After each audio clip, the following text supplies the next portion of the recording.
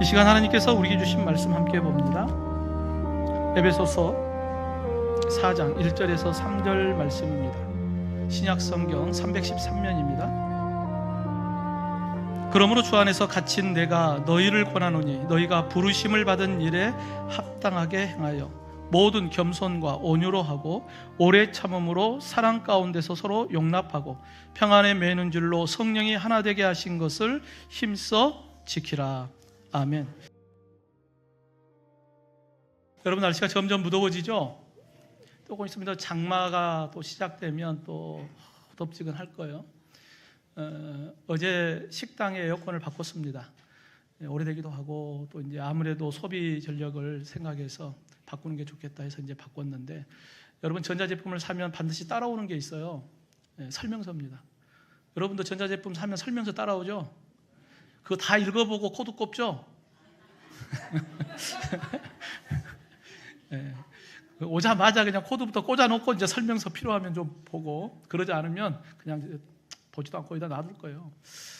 여러분, 설명서를 읽어봐야 우리가 그걸 잘 사용할 수 있는데, 우리는 설명서를 잘 읽어보지 않고 그냥 망가질 때까지 사용할 수도 있거든요. 그러다 보면 나중에 이런 기능도 있었네? 나중에 알게 되는 그런 부분도 있습니다. 여러분, 모든 제품에는 설명서 부분들이 있습니다. 오늘 예배하는 저와 여러분, 하나님께서 우리를 창조하시고 우리의 설명서를 주셨어요. 그게 뭘까요? 성경입니다.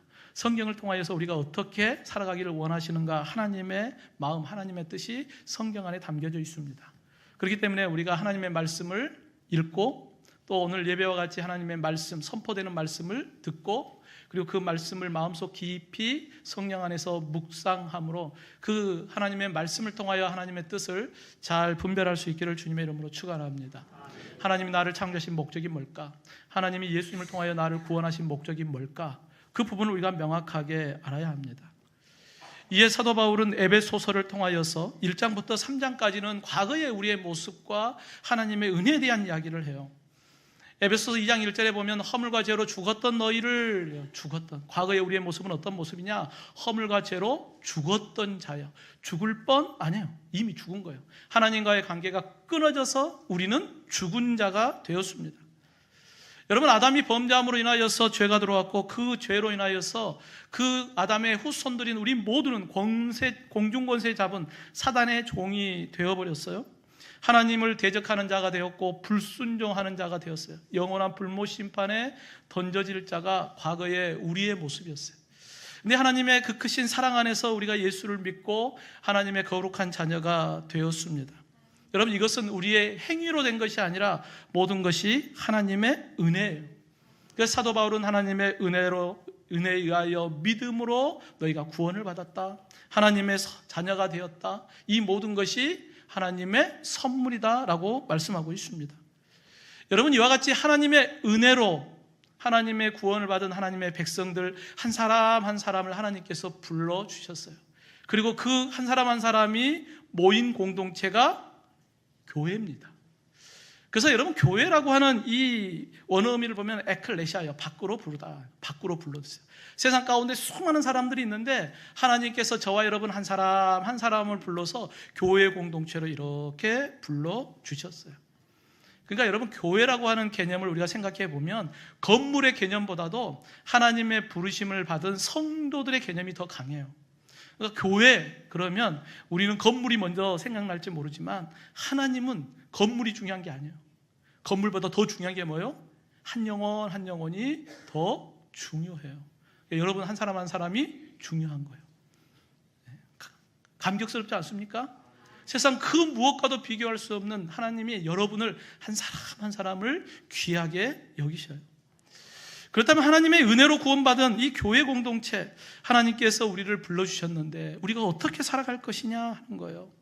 그래서 오늘 본문 이 에베소서 4장부터 우리가 어떻게 살아야 되는가, 1장부터 3장까지는 교리적인 이야기라면 4장부터 6장까지는 우리가 하나님의 자녀로서 살아가는 어떠한 삶을 살아가야 되느냐, 어쩌면 설명서와 같아요.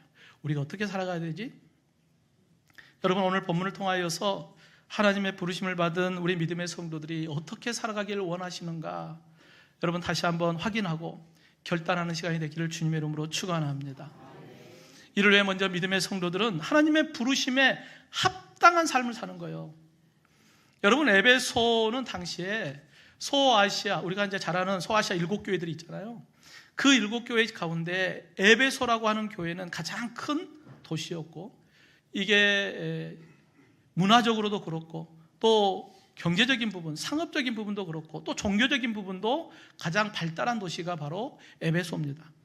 그래서 고대 세계의 7대 불가사의 가운데 하나, 아데미 신전이 바로 이 에베소 지역에 있었습니다. 그래서 우리가 사도행전 19장에 보면 사도 바울이 에베소에 가서 복음을 전하는 장면이 기록되어 있어요. 그때 이 에베소 사람들은 아데미 신전이요 그러면서 외치거든요. 그만큼 그들에게는 이 아데미 신, 즉 풍요의 신, 이 풍요의 신을 그렇게 잘 믿고 따랐던 사람들이에요. 근데 이곳에 사도 바울이 가서 예수는 그리스도시다라고 하는 복음을 선포해요. 여러분 생각해 보십시오. 온 지역이 전부 다 아데미 신을 섬겨요.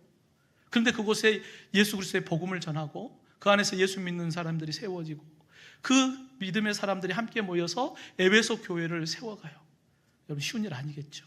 이게 복음의 능력입니다. 여러분, 불가능할 이 지역에 복음을 선포하고 복음을 통하여 교회가 세워지는 것, 이러한 곳에 하나님의 교회를 세워간다는 것은 이건 사람이 하는 일이 아니에요. 이건 예수 그리스도 복음의 능력입니다.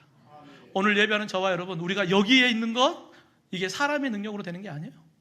예수 그리스도, 그 복음의 능력으로 우리가 함께 이곳에 있다는 것을 여러분 기억하기를 주님의 이름으로 축원합니다. 여러분, 이 에베소 지역은 이와 같이 아데미 신상이 있을 정도로 우상으로 가득한 지역이에요. 죄악으로 가득한 장소가 이 에베소 지역입니다. 그러니까 사도 바울은 에베소 교회 교인들에게 항상 외쳐요. 거룩하라. 옛사람을 벗어버려라. 너희는 빛의 삶을 살아야 한다라고 외쳐요. 그러지 않으면 자꾸 세상 것이 들어오거든요. 그래서 오늘 살아가는 우리 믿음의 성도들도 마찬가지입니다. 우리가 세상 가운데 발을 디디고 살다 보면 세상에 영향을 받거든요. 그러니까 하나님께서는 우리에게 거룩한 삶을 살라고 우리에게 말씀하고 있습니다. 오늘 살아가는 저와 여러분, 세상 가운데 우리가 비록 하나님 나라 가는 그날까지 우리가 이 땅에 살아가고 있지만 우리가 세상과 구별된 거룩한 그리스도인으로 살아갈 수 있기를 주님의 이름으로 축원합니다. 이와 같이 저와 여러분을 교회 공동체로 부르셨어요. 여러분, 교회 공동체 안에 나를 부르신 건 누가 불러주셨을까? 누가 우리 교회 공동체를 세우셨을까? 우리 교회의 중심은 누구일까 하는 것이 우리에게 매우 중요해요. 여러분, 교회의 중심은 누구일까요? 마태복음 16장에 보면 예수님께서 제자들에게 묻습니다. 너희는 나를 누구라고 하느냐? 마태복음 16장 16절에 베드로가 고백합니다. 주는 그리스도시요 살아계신 하나님의 아들입니다. 예수님께서 그 베드로의 신앙의 고백을 듣고 기뻐하시면서 베드로야, 이 반석 위에 내가 교회를 세울 거야. 내 교회를 세우겠다라고 말씀하고 있습니다. 여러분, 누구의 교회를 세운다는 거예요? 내 교회예요. 예수님께서 내 교회 세울 거야 라고 말씀해요. 그러면 여러분, 내 교회를 세운다는 것은 교회의 주인이 누구라는 거예요? 예수님이 주인이잖아요. 교회의 주인은 예수님인 거예요. 사람이 주인이 되면 안 돼요. 그건 교회가 아닌 거예요. 교회는 예수님이 주인입니다. 믿으시면 아멘 합시다. 그러니까 우리 교회도 마찬가지예요. 우리 교회도 예수님이 주인 되고 예수님이 중심이 되어서 우리 모든 성도들이 예수님 안에서 마디마디 연결되어 교회 공동체를 세워가야 합니다. 그리야 할 때 주님께서 음부의 권세가 이기지 못하도록 내 교회를 내가 지킬 거야 라고 말씀해요. 여러분, 한 사람 한 사람이 교회잖아요. 누가 지켜주셔요? 주님이 지켜주시는 거예요. 음부의 권세가 여러분을 이기지 못하도록 여러분을 주님께서 붙잡고 계시는 것입니다. 근데 오늘을 살아가는 삶의 모습, 오늘날 현대인의 삶의 모습 속에는 다원주의적인 사고가 강해요. 너도 맞고 나도 맞고 서로 다 인정해 줍니다. 그게 종교적으로도 흘러들어왔어요. 그래서 다원주의적 종교관이 교회에 들어오기 시작합니다. 세상 사람들은 이야기하죠. 야, 너만 구원받냐? 너희 종교만 구원받냐? 그러지 않아. 착하게 살고 의롭게 살고 선하게 살면 다 구원받지. 다 이 종교 저 종교 다 구원받을 수 있지. 이게 종교 다원주의거든요. 여러분, 우리가 세상 사람들과 함께 더불어 살아요. 우리가 합력해 살아야 합니다. 다른 종교들과 함께 선한 일이 있으면 합력하여 다른 종교와 함께 할 수는 있습니다. 그런데 구원의 문제는 결코 양보할 문제가 아니에요. 왜냐하면 구원의 문제잖아요. 영원한 하나님의 나라 천국 가는 길이기 때문에 이건 적당하게 타협할 문제가 아니에요. 성경은 명확하게 우리에게 말씀합니다. 예수님이 말씀하죠. 내가 곧 길이요 진리요 생명이다. 나로 말미암지 않고는 아버지께로 올 자가 없다. 오직 나 외에는 하나님께 갈 자가 없다고 우리에게 명확하게 말씀해요. 다른 이름을 준 적이 없다라고 우리에게 말씀해요. 구원의 문제는 적당하게 타협할 문제가 아니에요. 그건 우리의 영원한 생명과 맞물려 있기 때문에 그래요. 다른 것들이야 뭐 적당하게 타협해도 서로 좋은 일이고 선한 일이니까 괜찮아요. 그렇다고 해서 뭐 영원한 불못 심판에 던져지고 그러진 않잖아요. 하지만 믿음이라고 하는 것은 달라요. 여러분, 교회는 예수님이 중심이고 예수님 안에서 하나님의 말씀 따라 순종하며 살아가는 믿음의 성도들이 모여 있어요. 그러니까 교회는 신본주의예요. 하나님 중심입니다. 근데 다원주의적인 사고가 자꾸 교회 안으로 밀고 들어와요. 그러다 보니까 인간의 생각, 인간의 가치관이 자꾸 교회를 변질시켜요. 하나님 중심적인 신앙의 모습이 자꾸 사람 중심으로 바뀌어요. 신본주의여야 할 교회가 자꾸 인본주의적 교회로 바꿔갑니다. 그렇기 때문에 교회의 중심이 누구인가, 누가 나를 불러주었는가를 우리가 항상 기억하고 있어야 합니다. 여러분, 이 에베소서는 교회론입니다. 교회를 어떻게 세울 것인가. 그래서 에베소서 1장 1절에 보면 하나님의 뜻으로 말미암아, 이 에베소서의 처음 시작은 하나님의 뜻으로 말미암아로 시작을 해요. 교회의 중심이 하나님이에요. 하나님의 뜻 안에서 교회가 세워져야 한다는 걸 우리에게 말씀하고 있어요. 그러면서 오늘 본문 4장 1절 말씀에 그러므로 하나님의 뜻 안에서 구원받은 하나님의 자녀들이 그러면 어떻게 해야 되느냐? 주 안에서 갇힌 내가 너희를 권하노니 너희가 부르심을 받은 일에 합당하게 행하라 라고 우리에게 말씀하고 있습니다. 하나님의 은혜로 너희가 구원받았지 않느냐? 그러므로 하나님의 은혜를 받은 자답게 너희가 살아야 한다라고 하는 것을 말씀하고 있습니다. 여러분, 하나님의 그 은혜를 받은 자답게, 하나님의 부르심을 받은 자답게 합당하게 행하라 라고 하는 말씀이에요. 합당하게 행하라 할 때 합당하다라고 하는 말의 의미가 어떤 의미를 갖고 있냐면, 시장에서 어떤 물건을 사고 팔 때에 저울을 달아요. 그때에 그 저울의 균형을 맞추는 거예요.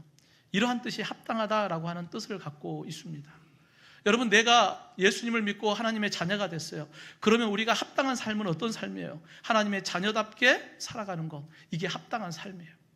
그런데 예수 믿었는데 여전히 옛사람의 모습으로 세상에 속한 자로 기울어버리면 안 된다는 거예요. 저울이 기울어버리면 안 되죠. 하나님 자녀답게 살아야 돼요.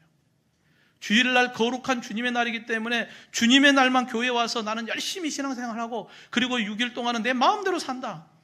이거는 저울이 기울어진 거예요. 이건 합당한 삶이 아닙니다.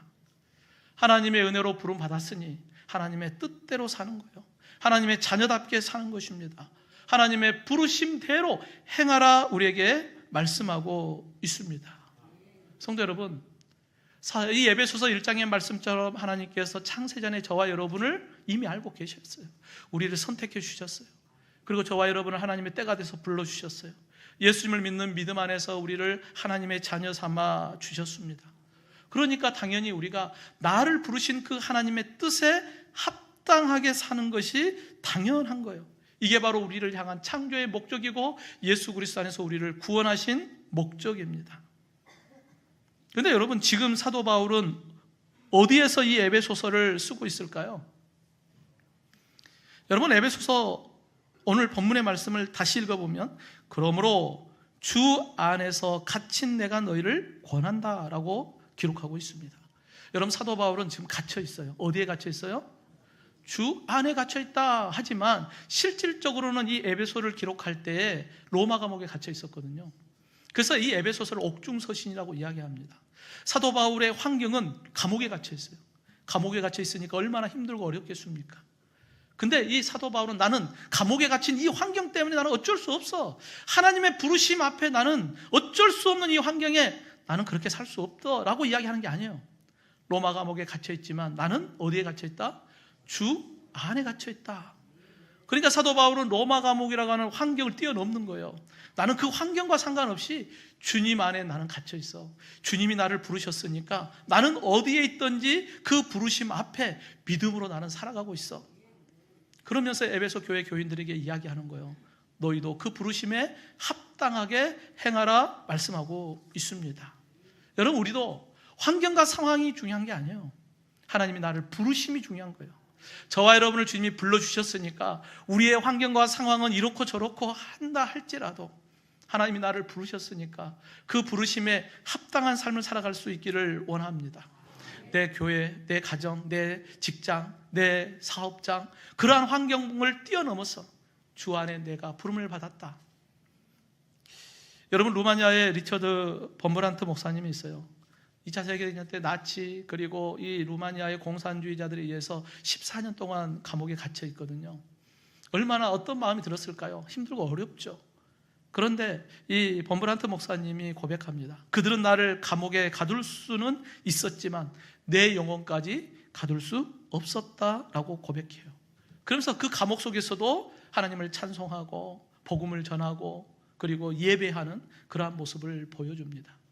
사랑하는 성도 여러분, 우리가 어디에 있든지 무엇을 하든지 하나님께서 나를 불러주셨다. 하나님의 부르심 앞에 내가 어떠한 삶을 살아갈 것인가? 여러분, 우리의 환경과 상황을 뛰어넘어서 주님 안에 갇힌 자답게 하나님께서 우리를 불러주신 목적대로 아름답게 살아가는 저와 여러분이 되기를 주님의 이름으로 축원합니다. 이를 위하여 하나님의 부르심을 받은 성도들은 날마다 예수님 닮아가는 것입니다. 여러분, 사람이 처음 만났을 때 저 사람이 어떤 사람이다 한눈에 다 알죠? 딱 보면 알잖아요. 심리학자들이 저 사람이 어떤 사람인가 파악을 할 때 어떤 심리학자는 5초, 어떤 사람은 3초, 어떤 사람은 1초 막 그러거든요. 여러분, 딱 보면 알잖아요. 그분의 얼굴, 옷차림, 말, 행동하는 걸 딱 보면 아, 저 사람이 이런 사람이겠구나 라고 어느 정도 짐작이 되죠. 그런데 그게 정확하지는 또 않죠.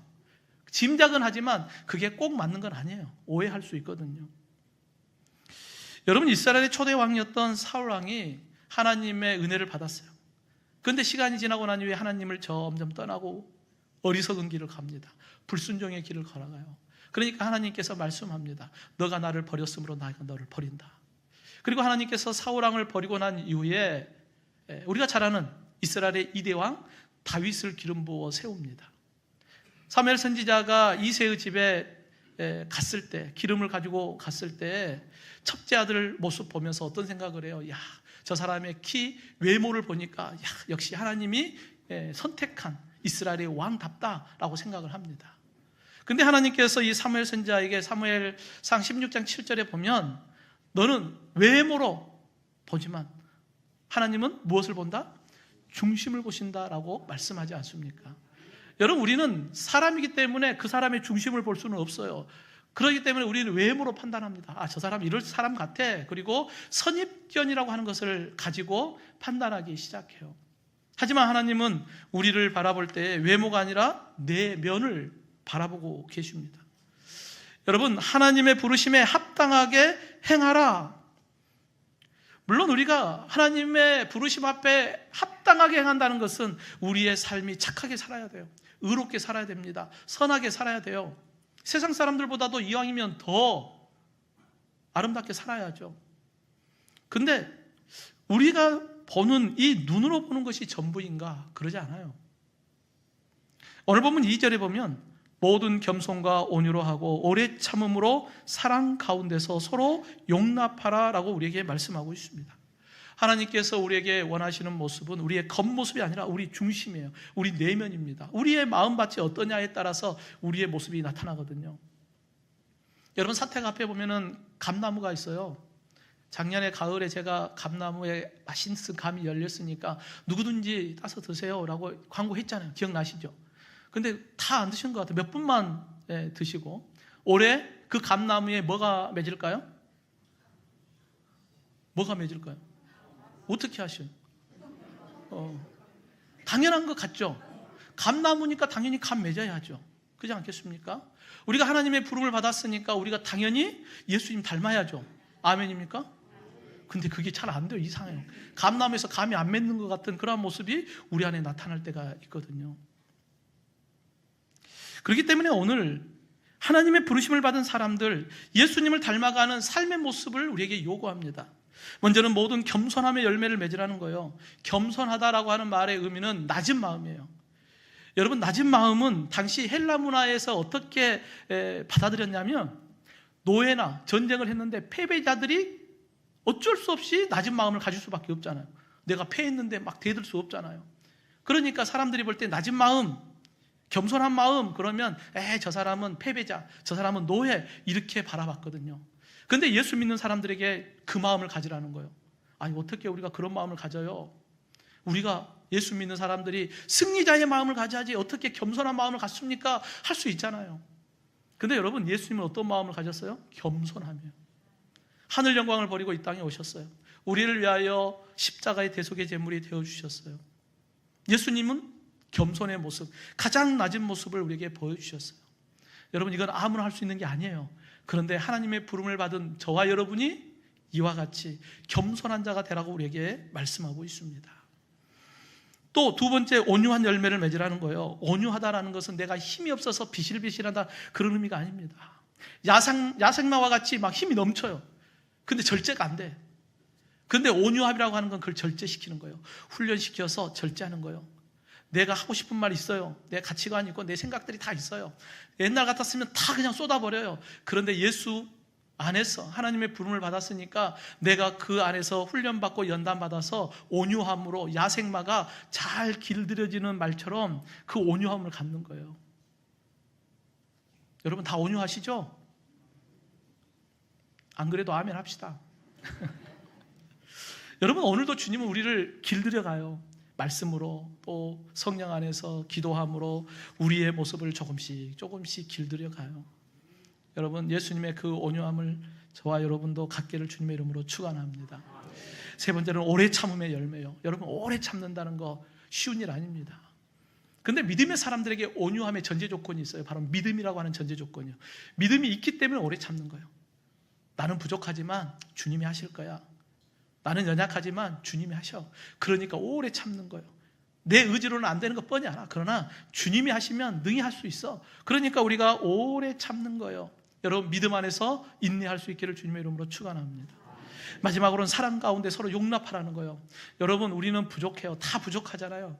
우리는 완전하지 않아요. 우리가 완전하면 하나님이게요. 근데 우리는 완전하지 않아요. 서로 다 부족함이 있습니다. 그러니까 서로 사랑으로 용납하는 거예요. 전제 조건이 사랑이에요.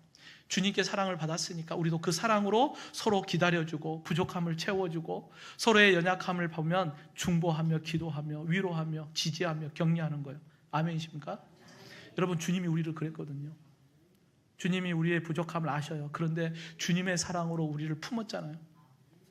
여러분, 예수님을 믿는다는 것은 바로 이와 같이 우리의 내면이 바뀌는 거예요. 예수님을 닮아가는 것입니다. 여러분, 예수님을 닮아가는 온전한 그리스도인의 모습으로 날마다 변화되어져 가기를 원합니다. 하나님께서 우리를 부르셨으니 우리가 더 이상 세상에 속한 자의 삶이 아니라 예수님 닮아가는 변화의 역사가 우리 안에서 일어나면 우리의 말과 행동이 바뀌어요. 누구를 닮아갈까요? 예수님 닮아가요. 저 사람 보니까 정말 예수님 본 것 같다. 여러분, 저와 여러분을 딱 볼 때 세상 사람들이 저 사람을 보면 정말 예수님 본 것 같아. 저 사람을 보면 정말 하나님이 살아계신 것 같아. 여러분, 하나님의 부르심 앞에 날마다 예수님 닮아가는 변화의 역사가 일어나기를 주님의 이름으로 축원합니다. 이를 위하여 오늘도 성령 안에서 우리를 하나 되게 하십니다. 여러분, 교회는 주님께서 다시 오시는 그날까지 구원의 방주로 우리를 사용하셔요. 하지만 사탄은 끊임없이 교회를 무너뜨리려고 해요. 하나님은 교회를 세워가고 사단은 끊임없이 교회를 공격해요. 이미 주님은 아셨어요. 그러니까 음부의 권세가 이기지 못하리라 라고 우리에게 말씀해요. 여러분, 주님이 우리를 붙잡고 계시기 때문에 결코 어둠의 세력이 우리를 이기지 못한다는 것을 여러분 믿으시기를 주님의 이름으로 축원합니다. 우리 한 사람 한 사람이 교회잖아요. 음부의 권세가 이기지 못하도록 주님이 저와 여러분을 붙잡고 계십니다. 그래서 하나님의 부르심을 받은 믿음의 성도들을 교회 공동체 안에서 부르셔서 우리로 하여금 이 교회 공동체를 세워가게 해요. 그래서 에베소서 4장 12절에 보면 성도를 온전하게 하여 봉사의 일을 하게 하며 그리스도의 몸을 세우려 하십니다. 그리스도의 몸, 즉 교회 공동체를 세우기 위하여 오늘도 믿음의 사람들과 함께 온전하게 봉사하며 교회를 세워가고 있습니다. 근데 여러분 한번 생각해 보십시오. 우리의 생각이 다 다르잖아요. 환경이 다르고 또 나이도 틀리고 가치관들도 다 틀리잖아요. 살아왔던 삶의 환경들도 다 틀리잖아요. 그런데 그 다름 속에 하나의 공동체가 되어서 교회를 세운다는 것은 참 어려운 일입니다. 쉽지 않잖아요. 그런데 참 놀라운 것은 그럼에도 우리 금천중앙교회가 이렇게 하나 되어서 함께 세워져 가고 있잖아요. 어떻게 그럴까요? 우리가 능력이 많아서요? 그러지 않아요. 우리의 연약함을 이미 하나님은 다 알고 계시잖아요. 그러니까 우리에게 누굴 보내주셔요? 보혜사 성령님을 우리에게 보내주신 것입니다. 그래서 오늘 본문 3절 말씀에 보면 평안에 매는 줄로 성령이 하나 되게 하신 것을 힘써 지키라 라고 우리에게 말씀하고 있습니다. 성령이 우리 믿음의 성도들 한 사람 한 사람 안에 다 성령이 계셔요. 예수님을 나의 주로 고백하는 저와 여러분 속에 누가 계셔요? 성령, 보혜사 성령님이 우리 안에 계셔요. 그 성령께서 우리의 모든 생각을 하나로 만들어요. 하나로 뭉쳐요. 그래서 하나가 되니까 우리 교회 공동체 안에 평안에 매는 줄로 함께 세워가게 돼요. 그러니까 성령으로 하나 되면 교회가 평안해져요. 그러면 이걸 반대로 이야기해 보세요. 교회가 사단의 공격을 받아서 교회가 하나 되지 못하고 자꾸 쪼개고 나누면 교회가 평안할까요? 그러지 않잖아요. 성령으로 하나 되지 못하면 교회가 평안이 깨져요. 그러면 다툼이 일어나고 분쟁이 일어나요. 그러면 교회가 무너지겠죠. 그렇기 때문에 오늘도 우리는 성령 안에서 하나 되게 하신 그 교회를 지키라, 힘써 지키라고 우리에게 말씀하고 있습니다. 여러분, 우리가 성령 안에서 하나가 되고 우리 교회를 평화에 매는 줄로 함께 세워가기 위해서 우리 안에서 날마다 성령 충만해야 합니다. 우리 옆에 분과 인사합시다. 성령 충만합시다. 네, 앞뒤 분과 인사합시다. 성령 충만합시다. 네. 여러분, 에베소서 4장 27절에 보면 마귀에게 틈을 주지 말라라고 기록해요. 마귀는 틈만 주면 파고 들어와요. 교회가 하나 되어 있는데 그 안에 조금만 틈이 생기면 마귀는 그 사이로 치고 들어와요. 여러분의 가정이 조금만 틈을 보이면 그 안에 마귀가 뚫고 들어와요. 그러니까 성령 충만해야 되는 이유가 여기 있어요. 성령 충만하면 틈이 없거든요. 성령 충만하지 못하고 내 안에 육성이 충만하기 시작하면 사단은 그 틈을 파고 들어옵니다. 그렇기 때문에 오늘도 우리가 날마다 성령 충만해야 돼요. 여러분, 사도 바울이 디모데에게 이야기합니다. 디모데전서 4장 5절 말씀에 하나님의 말씀과 기도로 거룩하여집니다. 우리가 어떻게 성령 충만하지? 어떻게 세상과 구별된 거룩한 삶을 살지? 하나님의 말씀과 기도예요. 진리의 말씀 따라서 우리가 믿음의 길을 걸어갈 때 성령의 인도하심을 따라 기도함으로 성령의 도우심을 통하여 우리가 그 길을 갈 수 있어요. 그래야 할 때 우리가 평화에 매는 줄로 하나 되어서 하나님의 몸된 교회를 아름답게 세워가요. 한 사람 한 사람이 주님 안에서 성령의 인도하심을 따라 아름답게 세워져 가고 우리 교회 공동체가 함께 하나님 안에서 아름답게 세워져 가는 것입니다.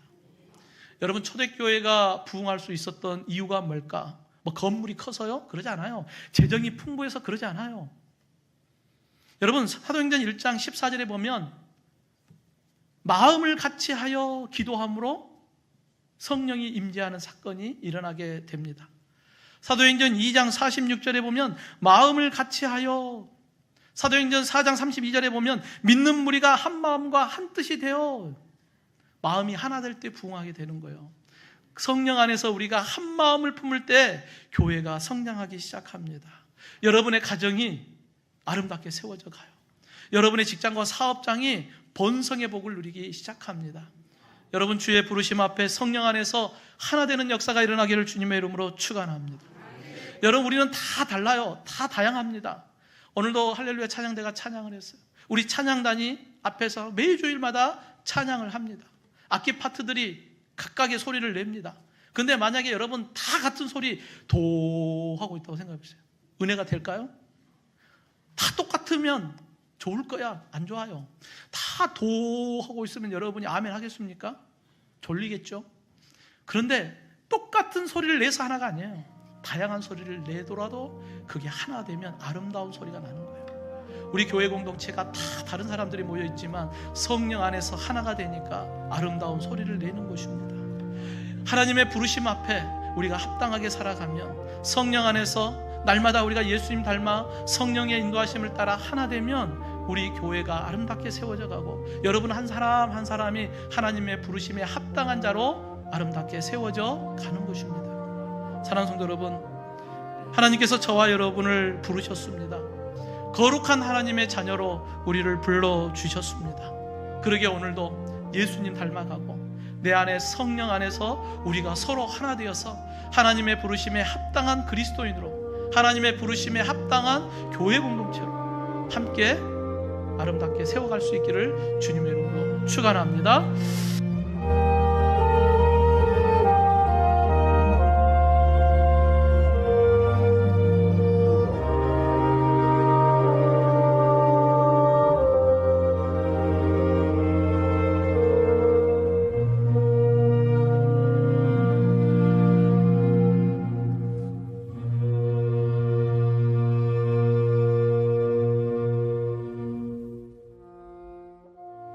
그러므로 주 안에서 갇힌 내가 너희를 권하노니 너희가 부르심을 받은 일에 합당하게 행하여 모든 겸손과 온유로 하고 오래 참음으로 사랑 가운데서 서로 용납하고 평안에 매는 줄로 성령이 하나 되게 하신 것을 힘써 지키라.